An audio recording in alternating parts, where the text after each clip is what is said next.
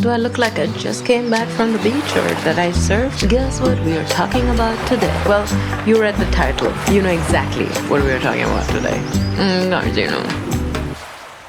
Pretty sure my editor is gonna go insane with the lighting. Don't even care. Let's just call this unhinged cage craziness. I just went to the beach and this is happening. Hello. And welcome to me screaming into the void. It took me 5 minutes until I got my lighting set up. I thought for this video, we will talk about Nicolas Cage, probably on a surfboard. Will I let you know if he is gonna surf or not?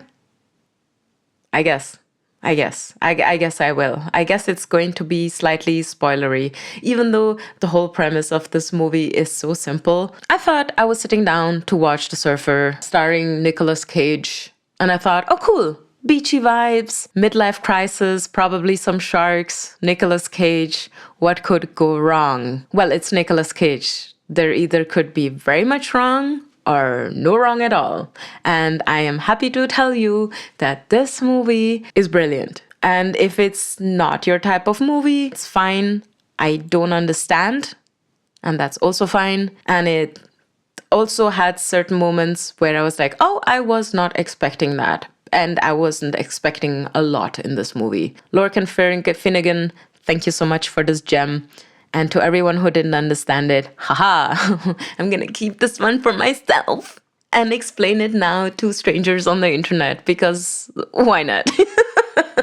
This movie is crazy good. Its main focus is on toxic masculinity and the burnt orange theory, color theory. We'll get into it. This is not your typical surf movie, and yet it is, but it's not. And if you keep watching this video, I might be able to clarify it for you. The Surfer is directed by Lorcan Finnegan, the same great mind who did Vivarium, and it very much keeps the vibe of one place stuck character. And I love it because I feel like the best movies that I have enjoyed are the ones that deal with the character in the same place and make it go into complete madness mode. And I have to give props to the director because I feel like Nicolas Cage has these two sides of him. You have the crazy, unhinged Nicolas Cage that the directors are just like, oh, you do you, boo. And then he does him and everyone memes him. And then you have the directors who take Nicolas Cage, give him certain directions, let him know the feels and vibes of it, and say, now run free, gazelle. And then we get things like The Surfer. If you expect Nicolas Cage to go completely unhinged and go his mommy, daddy, you will not get it. You are gonna get a more subtle and toned down version of him that works so well for the character of this movie. I'm gonna stand by that. It has been written by Thomas Martin, who literally got inspired by watching two surfers beat the hell out of each other. As you will notice in the beginning of the movie, the sentence is something that is actually true in certain parts of the world and their beautiful beaches. There is literal surfer bros who feel like the beach belongs to them, and if you don't live there, you can't surf there. And that is so dumb. That is like this territorial, I'm gonna piss on a tree and now it's mine mindset. This movie is literally about toxic masculinity, because toxic masculinity seems to be very trendy at the moment with these dude bros and broing around and women.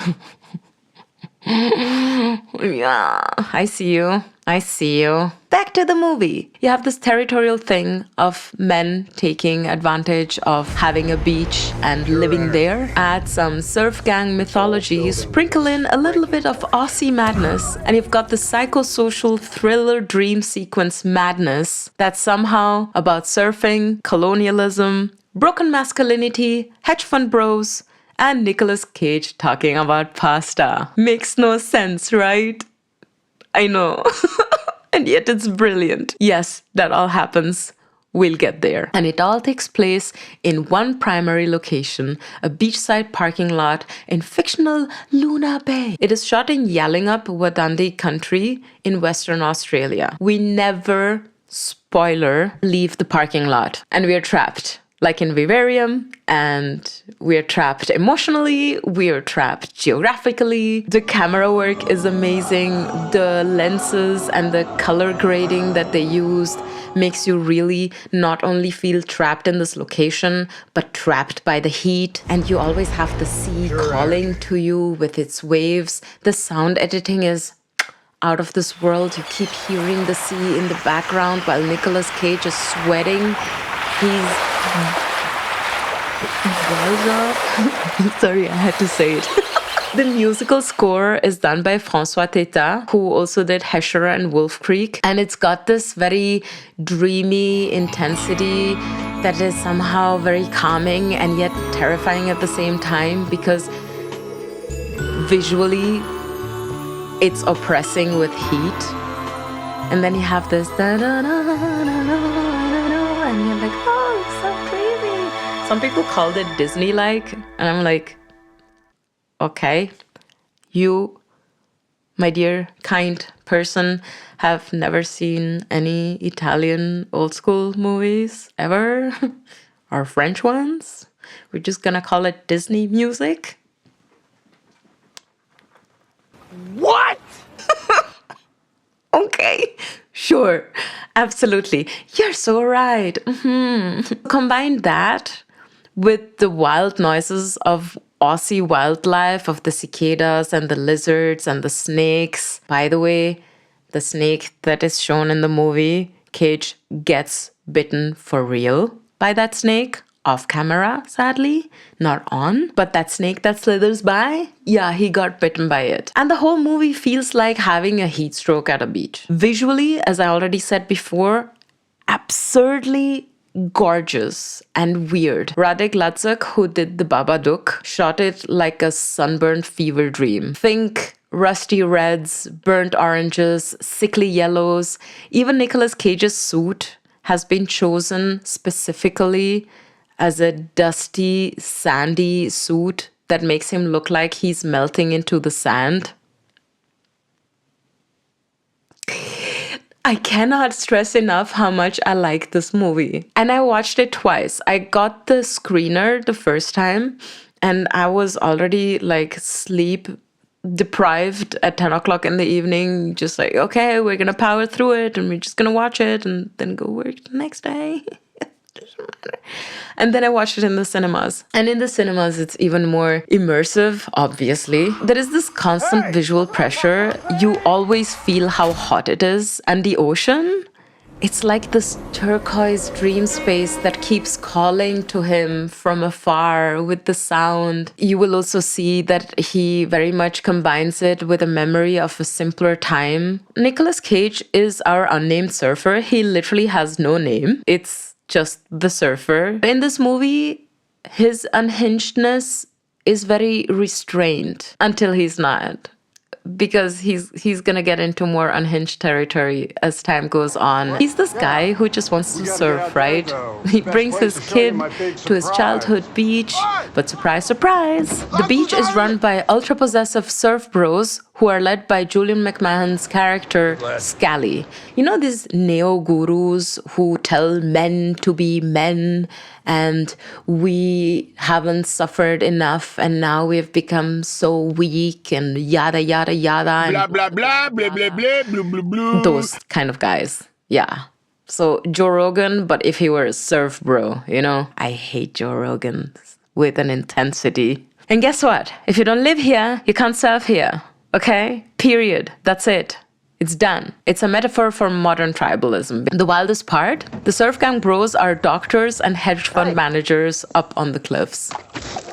Yes, they are. So you keep seeing these characters, and at first I didn't put two and two together until I realized, oh shit, that guy was wearing a suit and I didn't recognize him on the beach because he was wearing board shorts. And you keep seeing this big difference. You have this parking lot where they're wearing their suits And they look all, I need a coffee. And they buy the coffee from the coffee guy at the parking lot. There is a coffee guy at the parking lot, I guess. And then down below, they are at the sticky hut. It's a very culty, shirtless vibe.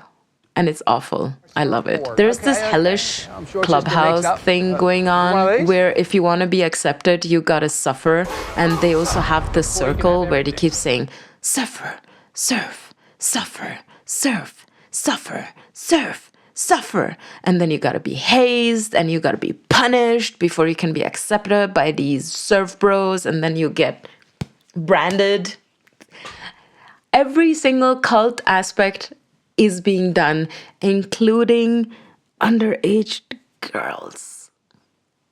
Yes, it's all very relevant to what's actually happening at the moment with these toxic bros going around, if you know what I mean. And it's around Christmas. What a bigger metaphor of rebirth than Christmas. The ocean symbolizes to Cage's character his childhood, the freedom, and the desire to go surf with his son. It's right there. He can almost touch it, but he can't because the surf bros won't allow him. The surfboard, he calls it literally his personal rosebud. And he's willing to fight for it. Because at some point, they steal his surfboard and they put it up on the hut. The movie is a vibe. And if you don't watch the movie, you will not get the vibe from me. I will never be able to tell you how Finnegan portrayed the movie.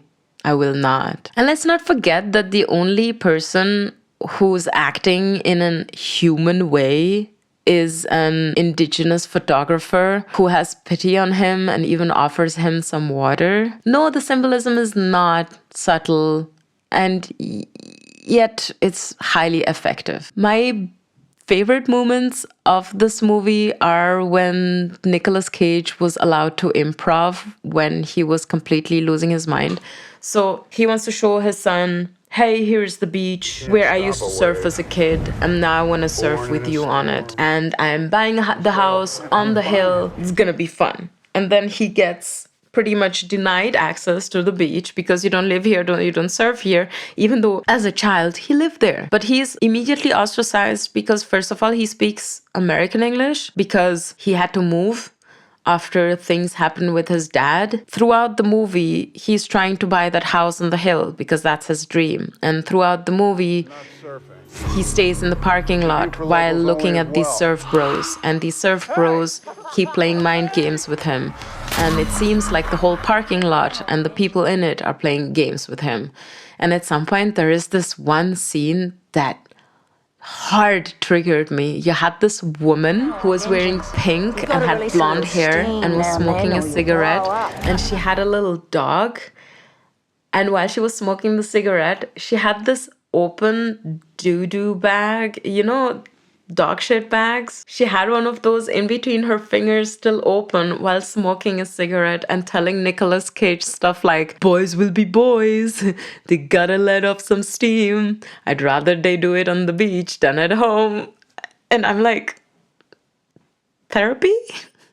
Maybe? Finnegan is not subtle in letting you know that this movie is about toxic masculinity and how terrible it is, and that these bros are not going to survive for long. Because at some point, there's going to be intelligent people who are going to retaliate and see to their bullshit. This woman represented everything that I hate. And yet this movie was so fun to watch because then you have the scene, right? All of this is happening. Everyone is playing mind games with Cage. There is this hardcore gaslighting going on. I love the changes throughout the movie from Nicolas Cage being this typical businessman in his sandy suit and his glasses, and he's driving a car.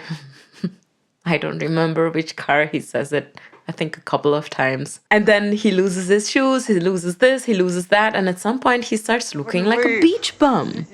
And it's there where we get the most beautiful, totally Nick Cage improv moment where he walks around the parking lot, sweating delirious, talking about puttanesca pasta, asking strangers if they know his broker, and eating bird eggs. Oh, that scene. There's a couple of scenes where I was like, and that one scene where he's eating raw eggs because he refuses to take fruit from Scally. Scally actually keeps coming up and does this thing. Hey, if you leave from here, I'm gonna give you some food to eat. And he's like, no, I'm not gonna eat your food. And if you watch the movie a couple of times, the whole surf, suffer becomes a chant. And it seeps into every action that you see in the movie. And then there is this thing about the dead rat in his pocket. He walks around the parking lot with the dead rat in his pocket. So beach bum level reached 100%. And that was his idea, Cage's idea, to just keep the rat in his pocket and walk around the parking lot. I think Cage knew exactly what he was doing while filming this movie, and he knew that he had to be nuanced for this movie. He also lived with a surfer, if I'm not mistaken, before he filmed the movie to get a bit of the surf lore and get a little more acquainted. The Surfer is not your typical surf movie. It's very hot. It's very weird. It gets actually pretty sad at some point. Even the sad moments are very campy. I feel like Finnegan even made fun of these more whiny dude bros. You know, the ones who are like, I have money. I'm gonna buy the house. And then my family's gonna come back to me. I laughed a lot, and in the end, I actually rooted for Nicolas Cage. I really did. And I wanted him to reclaim his childhood dream, and I wanted him to go into the water, and I wanted him to go surf with his son. In the end, you're like, let this guy surf. It was a fun movie. Camera work was brilliant. The music was fantastic. Stay for the end credits. I usually don't stay for the end credits. You hear Nicolas Cage's voice in the background, like a fever dream. Like you also survived the parking lot, and now you get Nicolas Cage talking to you basically. And now I'm like torn. Should I let you know if he gets to surf or not in this movie? Because I feel like a lot of people are gonna go watch this movie because it's called The Surfer and they want to see Nicolas Cage surf. So right in the end of my video, I'm gonna give you the spoiler. So if you don't want to know, click off and just go watch the video, the movie. No, he doesn't. No, he doesn't. Come on, it's a Lorcan Finnegan movie. You really think he's letting him surf? No, he's not. This was me screaming into the void. Thank you so much for floating with me in the void for this one. I hope you enjoyed it. And if you did, let me know. And if you didn't, let me know. Bye.